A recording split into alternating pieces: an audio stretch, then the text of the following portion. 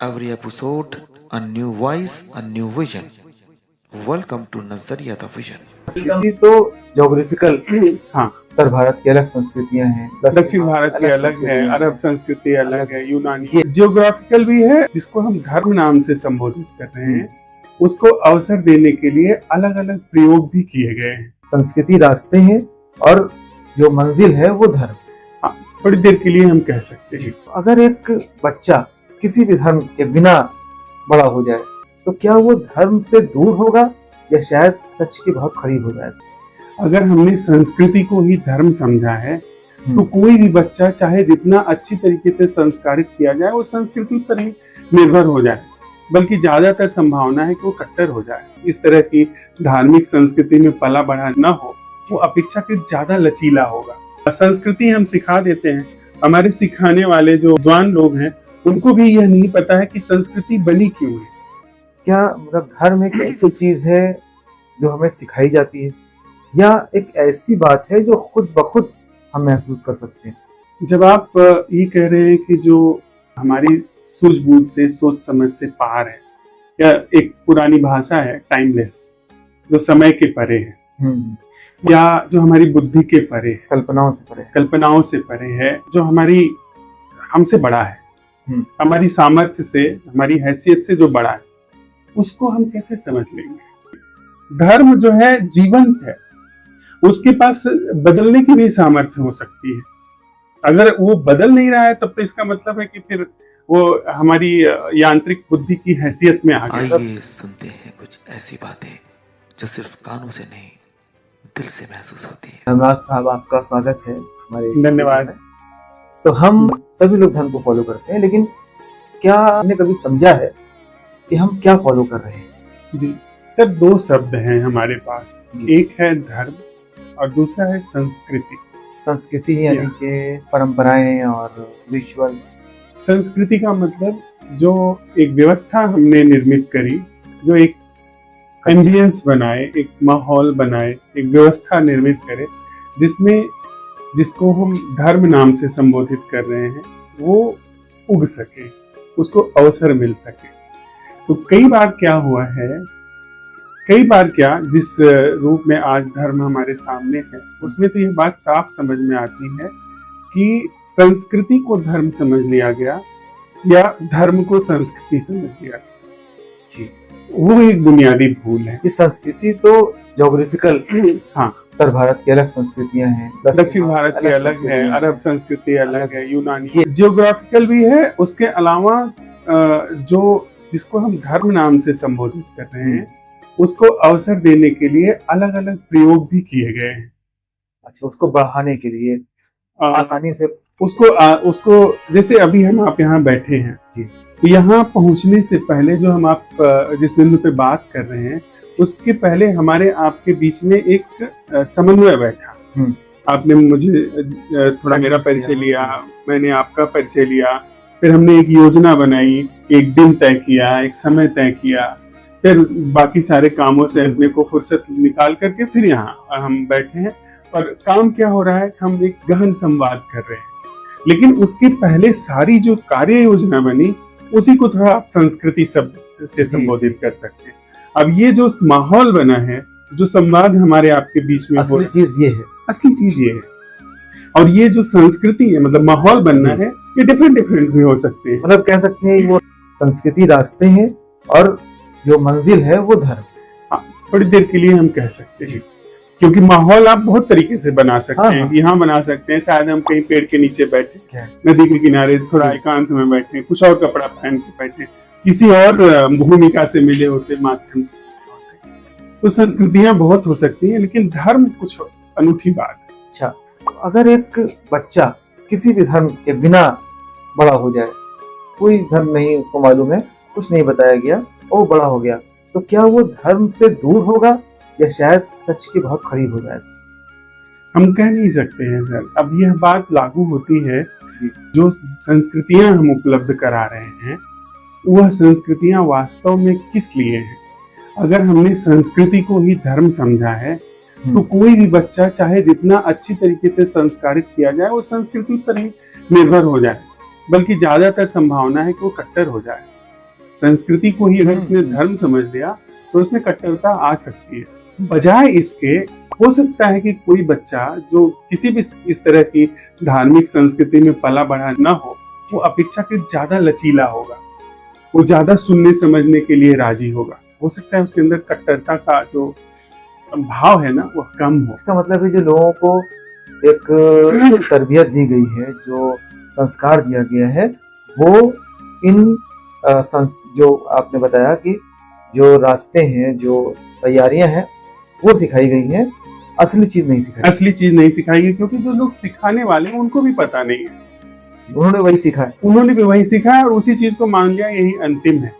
उनको वो घाट तक लेके, जैसे कि कोई घाट तक पहुंचे नदी के और ये समझे कि घाट तक पहुंचना ही सारा मामला है, जबकि हो सकता है घाट पे पहुंचना नदी में स्नान करने को लेकर के था। घाट पे पहुंचने की जो भूमिका थी, वो सारे उपाय जो थे वो असल में नदी में स्नान करने के लिए था। स्नान हुआ नहीं, घाट तक पहुंचने तक ही सीमित रह गया कि भाई हमको नदी तक पहुंचना है, बस। उसी में फिर परंपराएं बनती गई, उसी में पिकनिक बनता गया, जो भी नया नया उसमें एक्सपेरिमेंट होता गया, लेकिन असली चीज तक नहीं पहुंचे। असली चीज तक नहीं पहुंचे। अब संस्कृति हम सिखा देते हैं, हमारे सिखाने वाले जो विद्वान लोग हैं उनको भी यह नहीं पता है कि संस्कृति बनी क्यों है। तो अगर उनको नहीं पता है तो जो भी वो सिखाएंगे, जो भी समझाएंगे, वो हो सकता है धर्म से दूर ले जाए, धर्म की मौलिक जो प्रतीति है उससे दूर ले जाए। मैं ये नहीं कह रहा हूँ कि अगर धर्म के बिना कोई बच्चा बड़ा होगा, हो सकता है कि वो आदिम जैसा हो जाए, वो बिल्कुल असभ्य जैसा हो जाए, लेकिन ज्यादा संभावना है कि कम से कम परवर्टेड तो नहीं होगा, विकृत तो नहीं होगा, अगर धर्म को ठीक से समझे बिना संस्कृति को लागू किया जा रहा है तो। क्या मतलब धर्म एक ऐसी चीज है जो हमें सिखाई जाती है, या एक ऐसी बात है जो खुद ब खुद हम महसूस कर सकते हैं, करते हैं बिना सिखाए? अब जब आप एक शब्द इस्तेमाल कर रहे हैं महसूस कर सकते हैं जी, तो महसूस करने से आपका क्या असर है? मतलब हमें खुद से एक हमें रियलाइज हो जाए कि ऐसी चीज है जो धर्म है, यानी कि जो दुनिया में हम अपने कार्यकलापों के लिए काम कर रहे हैं उससे परे भी कुछ है, या इसमें भी हम किस तरीके से कर रहे हैं, हम धार्मिक तरीके से अपना कार्य कर रहे हैं या नहीं। धार्मिक का मतलब वो जो आपने बताया रिचुअल नहीं, धार्मिक तरीके का मतलब सत्य के तरीके से। सर, जब आप ये कह रहे हैं कि जो हमारी सूझबूझ से, सोच समझ से पार है, या एक पुरानी भाषा है टाइमलेस, जो समय के परे है, या जो हमारी बुद्धि के परे है, कल्पनाओं से परे है, जो हमारी हमसे बड़ा है, हमारी सामर्थ्य से, हमारी हैसियत से जो बड़ा है, उसको हम कैसे समझ लेंगे? वो कौन सी चीज है, कौन सा मीडियम है जिससे हम सत्य को समझ लें? मीडियम हमारे जो हैं वे छोटे हैं, वे बड़े को नहीं समझ सकते हैं। तो अगर धर्म का एक अर्थ होता है नियम, लॉ, अल्टीमेट लॉ, जैसे धर्म हमारे परफेक्ट लॉ, मतलब परफेक्ट में भी ऐसा आता है कि उसमें फिर परिवर्तन नहीं हो सकता है। अल्टीमेट जब आप परफेक्ट कहते हैं ना तो उसमें परिवर्तन नहीं हो सकता, लेकिन जब धर्म की बात आती है तो वो ऐसा नहीं है कि जिसमें परिवर्तन नहीं हो सकता, क्योंकि वो फिर से आप ऑर्थोडॉक्स चले जाएंगे। जो चीज नहीं बदली जा सकती है इसका मतलब वो बनावटी हो गई, वो यांत्रिक हो गई। जैसे मशीन है जो कल पुर्जा जहां आपने टाइट कर दिया वहीं पे बना रहेगा, तो मैकेनिकल हो जाएगी। धर्म जो है जीवंत है, उसके पास बदलने की भी सामर्थ्य हो सकती है। अगर वो बदल नहीं रहा है तब तो इसका मतलब है कि फिर वो हमारी यांत्रिक बुद्धि की हैसियत में आ गया। मतलब धर्म जो है वो परिवर्तनशील है, मतलब हम जैसा समझते हैं वैसा परिवर्तनशील, रास्ता परिवर्तनशील है, लेकिन धर्म के संदर्भ में अगर हम ये कहते हैं कि वो परिवर्तनशील नहीं है तो इसका मतलब हमने उसको सीमित कर दिया। उसकी जो पावर, उसने कहा ना कि अल्टीमेट लॉ है धर्म। हाँ, जब अल्टीमेट लॉ है तो वो उसमें परिवर्तन की आवश्यकता कैसे हो सकती है? एक शब्द से मैं अपने को स्पष्ट करने की कोशिश करूं। ऐसा मैंने कई स्क्रिप्चर्स में देखा है, धार्यत इति धर्म, जो धारण करे वो धर्म। अब आप हमको क्या धारण करता है? हम आप यहाँ पे बैठे हैं, क्या धारण कर रहा है हमको? धरती धारण कर रही है, नहीं, हम क्या धारण कर रहे हैं इसकी बात नहीं नहीं नहीं, हम जो धारण करें उल्टी व्याख्या है। अच्छा, हम कौन होते हैं धारण करने वाले? हम तो अपनी सोच समझ से कुछ धारण कर लेंगे, कुछ कैलकुलेशन से धारण कर लेंगे, जो हमारे बाप दादा समझा दिए, जो हमारे लोगों ने समझा दिया, वो हम धारण कर लेंगे। वो धर्म नहीं है, वो गलत व्याख्या है, उल्टी व्याख्या है। जो हम धारण करते हैं वो धर्म नहीं है, जिसको हम चुन लेते हैं वो धर्म नहीं है। धर्म का मतलब है जो हमको धारण किए, हमें चुना जिसने, जो हमें धारण किए हुए। अभी चुनने की बात में नहीं जाते, जो हमें अब यहाँ हम बैठे हैं, हमको क्या धारण किए हुए? आप कहेंगे कि बहुत सारी चीजें, धरती धारण किए हुए है, जो स्पेस है वो धारण किए हुए है, हवा धारण किए हुए है, हमने जो भोजन खाया है वो पच रहा है वो धारण किए हुए है, ये सब धारण किए। फिर सवाल आता है उनको क्या धारण किए हुए? ये सपोज करिए कि ये जो स्पेस है इसको कौन धारण किए हुए?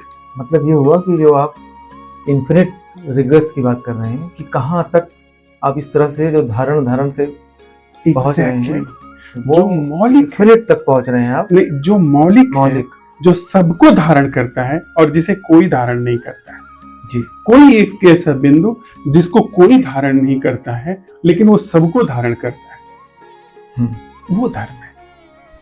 और वो धर्म किसी एक व्यक्ति का नहीं हो सकता, क्योंकि वो तो सबको धारण किए, वो आपको भी धारण किए हुए है, इस प्लांट को भी धारण किए हुए, इस मेज को भी धारण किए हुए, इवन यह मेज जिसे धारण किए हुए है उसको भी वो धारण करे।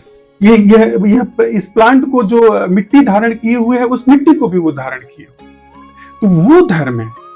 अब वो अगर आप उसके अन्वेषण में जाए तो पूरा फिनोमिना बदल जाता है।